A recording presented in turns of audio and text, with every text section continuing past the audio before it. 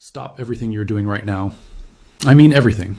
If you were about to click another link, if you were checking your notifications, if you were planning your day, freeze. Because what is about to unfold in front of you is not a conspiracy theory, it is not a vague prediction from a financial psychic, and it is not just another piece of market noise. What I am holding is a ghost. It is a document that was never intended to see the light of day. It is an internal directive, a high-level memorandum from the inner sanctum of one of the largest, most powerful investment banks on the face of planet Earth. This is a message from the belly of the beast, Morgan Stanley. Specifically, it originated from their commodity trading desk, the very nerve center where billions of dollars move in the blink of an eye. This memo was sent 72 hours ago. It was transmitted to their most elite institutional clients, the hedge funds, the sovereign wealth funds, and the ultra-high net worth individuals who occupy the top 1% of the 1%. And it contains 3 words that should make your blood run cold. Exit all positions. Think about that phrasing for a moment. In the world of high finance, words are chosen with the precision of a diamond cutter's blade. They didn't say reduce exposure. They didn't say rebalance your portfolio. They didn't say hedge against potential volatility. They said exit. In the language of Wall Street, exit is not a suggestion. It is an evacuation order. It is the command given when the ship is no longer salvageable. It is what you hear when the building is on fire and the structural supports are already groaning under the heat. Morgan Stanley, a titan with $2.3 trillion in client assets, is telling its people to abandon the silver market entirely. And they have set a hard deadline, the end of this month. This is not a recommendation. It is institutional panic. It is the smartest people in the room realizing they are sitting on a ticking time bomb, and they have calculated that they have days, not weeks, not months, but mere days, to get clear of the blast radius before the entire structure detonates. I have seen this memo. I have verified its existence with multiple sources deep within the institutional trading world. What I am about to share with you is the most critical piece of financial intelligence you will receive this year and perhaps this decade. When a bank like Morgan Stanley runs, it means they have seen something in their proprietary risk models that the general public is completely blind to. It means a catastrophe is coming that will reshape the precious metals market forever, creating a massive divide between those who understood the warning and those who were left standing in the ruins. You have a choice to make right now. You can dismiss this as more hype, more boy who cried wolf sensationalism, or you can lean in and understand that what is happening behind the closed doors of Wall Street is the financial equivalent of watching rats flee a sinking ship. The smart money always knows first. They always have the exit strategy mapped out before the first drop of water hits the deck. Let me show you exactly what Morgan Stanley knows. Let me show you why they are running. And most importantly, let me show you what you need to do before this evacuation becomes public knowledge and the exits are jammed shut. The memo itself is surprisingly brief, only 3 paragraphs, but every single word is a tactical strike. When you're telling billion-dollar clients to dump their holdings, you don't waste time with flowery prose or marketing fluff. Paragraph 1 is the technical trigger. It states that due to extraordinary volatility and this is the key phrase, structural changes in the silver derivatives market, Morgan Stanley is advising all institutional clients to close every single long and short position in COMEX silver futures, options on futures, and over-the-counter silver swaps. Structural changes. That is Wall Street's code for the game is broken. When the structure of a market changes, it means the fundamental rules, the gravity that holds the system together, no longer apply. It's like being told the bridge you drive across every single day has developed massive invisible cracks in its foundation, and the engineers are no longer confident it can hold the weight of a single car. You don't try to drive slowly, you don't try to lighten the load, you close the bridge. Paragraph 2 is the urgency. It specifies that this recommendation applies to all position sizes and all expiration dates, but it adds a chilling directive. Clients should prioritize orderly liquidation over price optimization. Translation: we don't care if you lose money on the way out. We don't care if you have to sell at a terrible price. Just get out. Get out now. Sell into whatever liquidity is left, because whatever is coming at the end of the month is infinitely worse than taking a loss today. That month-end deadline is not arbitrary. It is a mathematical wall. Morgan Stanley knows something is scheduled to happen, a convergence of events that will make holding any silver position catastrophically dangerous. Then comes paragraph 3, the nuclear paragraph. This is where the bank admits that they aren't just giving advice. They are leading the retreat. It says Morgan Stanley will be reducing its own proprietary exposure to 0 over the same time frame and will not be accepting any new silver-related business until further notice. Think about the magnitude of that statement. A global bank exists for one reason: to generate fees. Every trade, every swap, every client position is a revenue stream. When a bank says no to new business, they are essentially burning their own paycheck. They are walking away from millions, potentially billions, in fees. They only do that when the risk of staying in the market is existential. They have decided that the profit from the silver desk is not worth the risk of the silver desk destroying the entire bank. Before we go any deeper into the data, you need to understand the internal mechanics of how a memo like this is born. A bank doesn't just wake up and decide to scare its clients. Every syllable in that document was scrutinized by an army of lawyers, compliance officers, and risk management experts. It likely went all the way to the executive suite. Telling clients to exit a position is a massive legal liability. If the bank is wrong and they cause a panic that leads to unnecessary losses, they get sued into oblivion.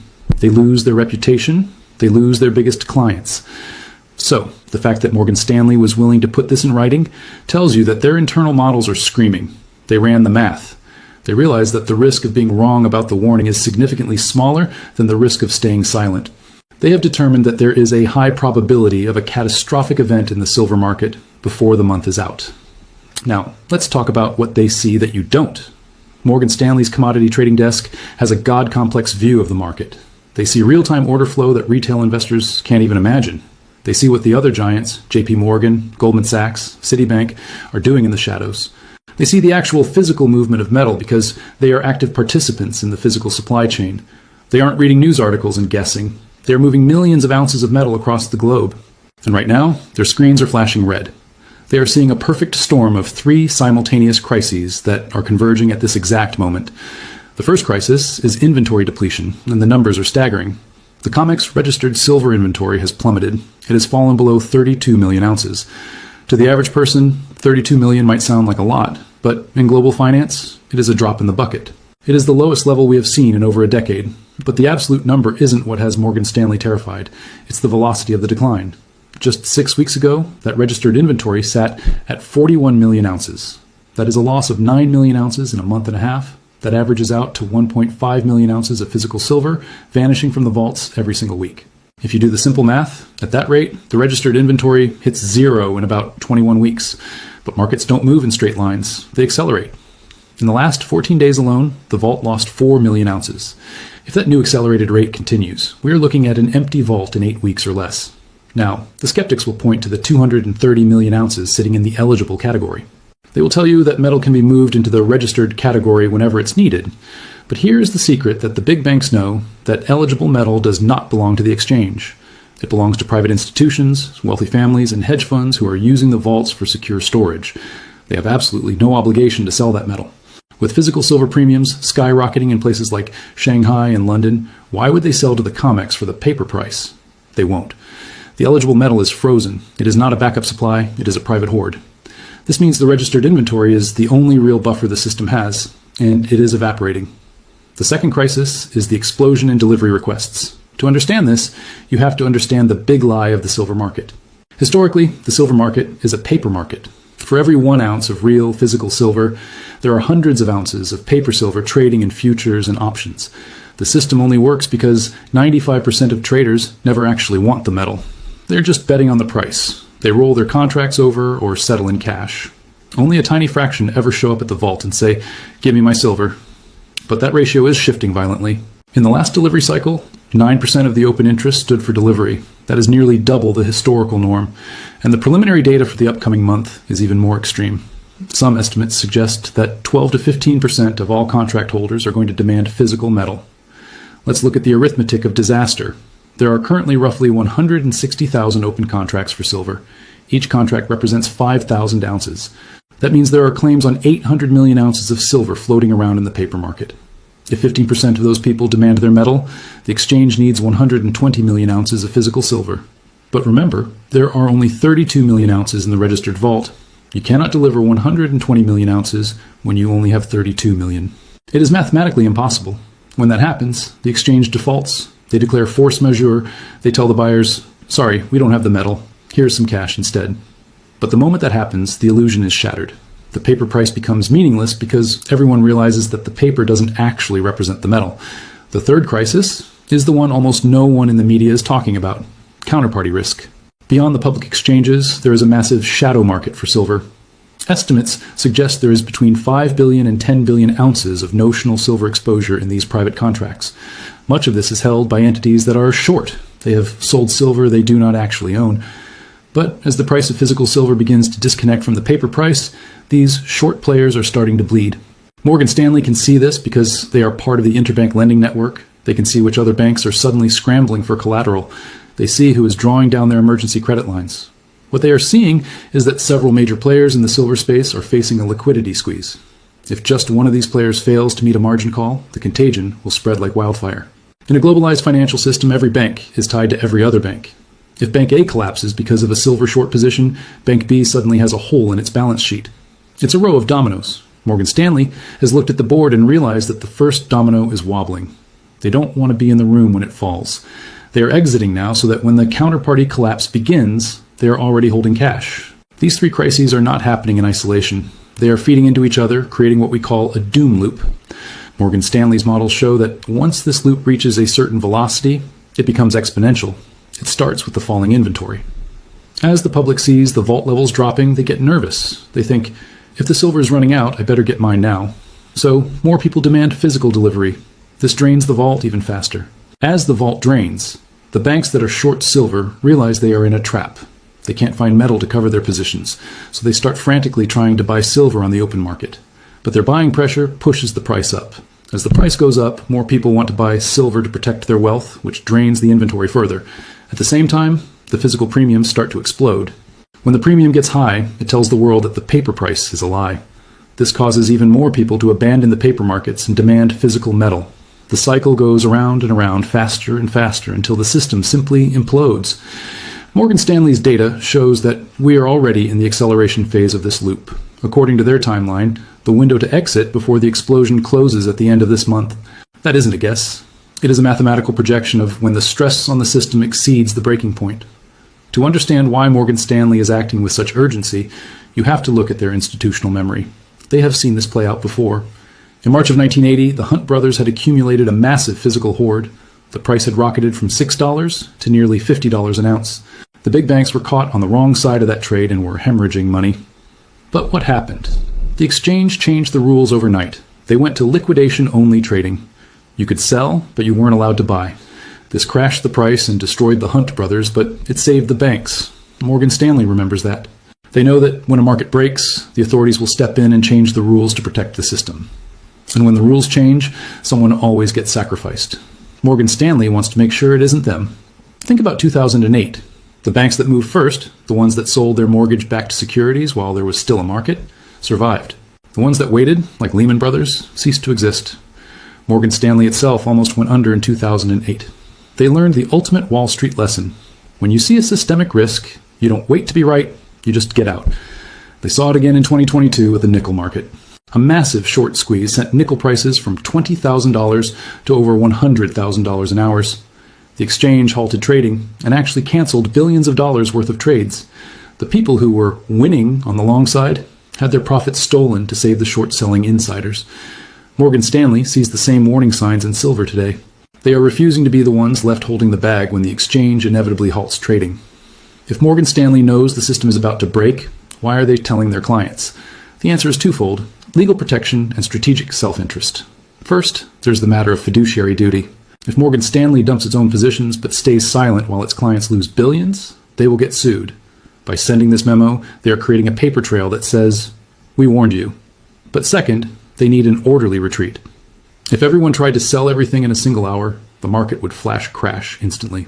By setting a month-end deadline, they are trying to manage the exodus. They are spreading out the selling pressure so they can liquidate their own massive positions without causing a total collapse. This is not an act of kindness. It is a calculated, strategic withdrawal, and it gives you a rare peek behind the curtain.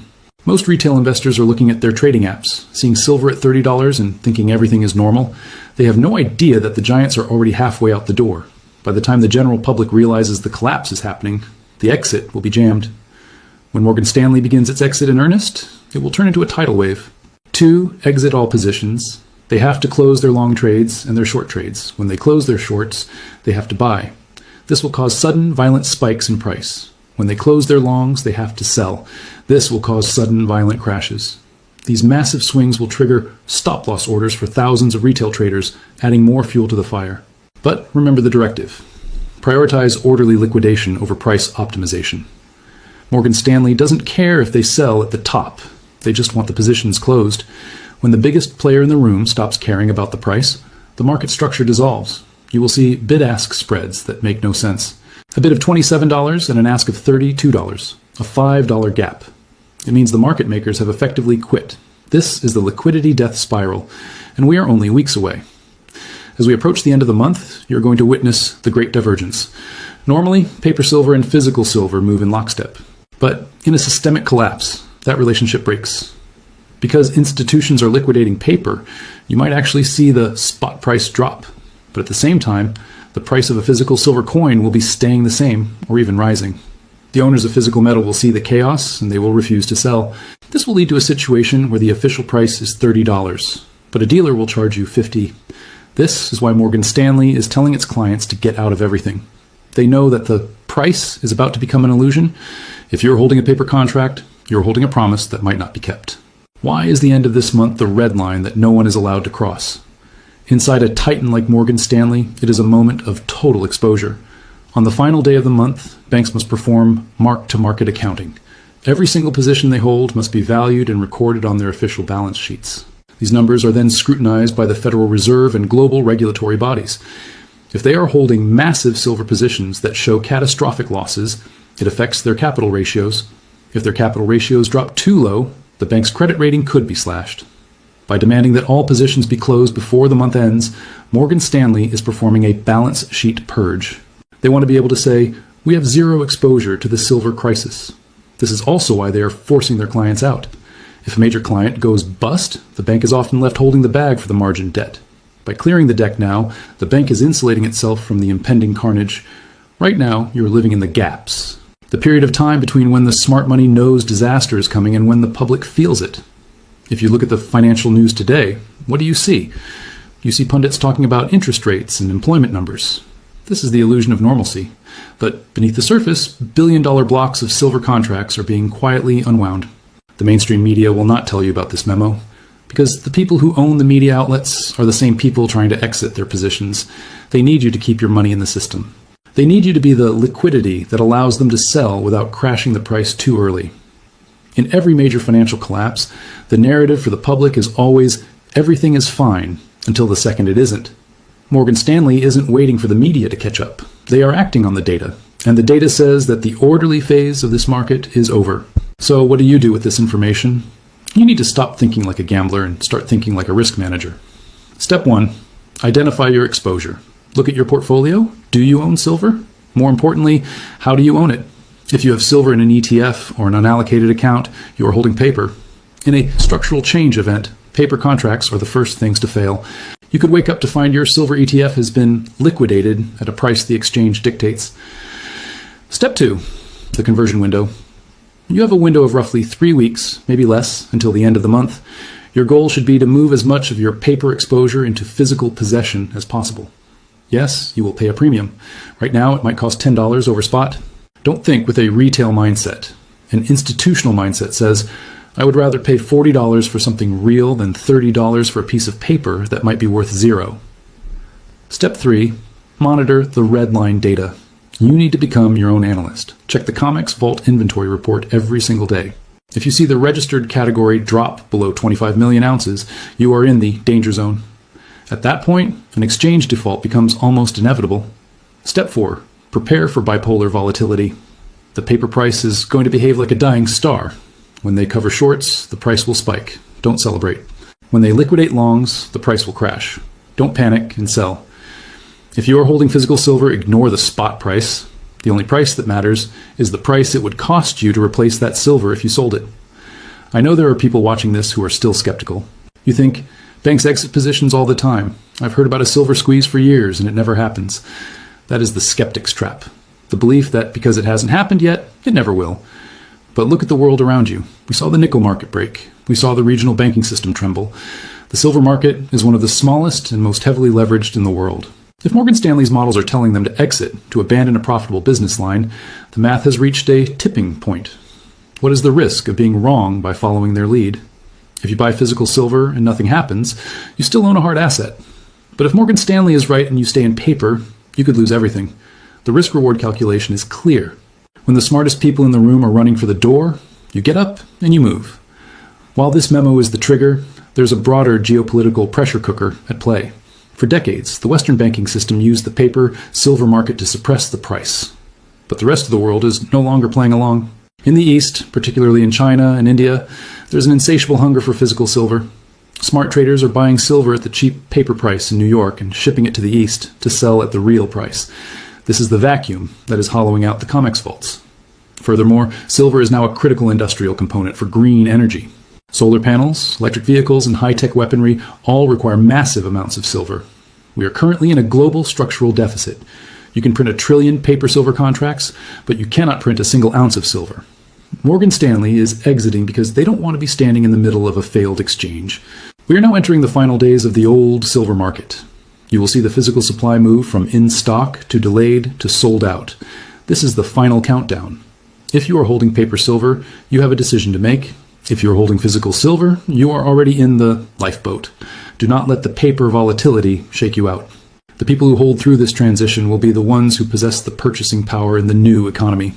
Morgan Stanley has given you a 72-hour head start over the rest of the public. Information is the only thing that separates the winners from the losers. The exit door is still open, but the crowd is starting to move toward it. Don't wait until the stampede begins. It isn't a surprise. It is a documented and inevitable conclusion to a broken system. Morgan Stanley is out. Their clients are getting out. The question isn't what they are doing. The question is, what are you going to do? The countdown has started. Use your time wisely. Once the month ends, the paper bridge will be gone, and the only thing that will matter is what you hold in your hands. Exit all positions before it's too late.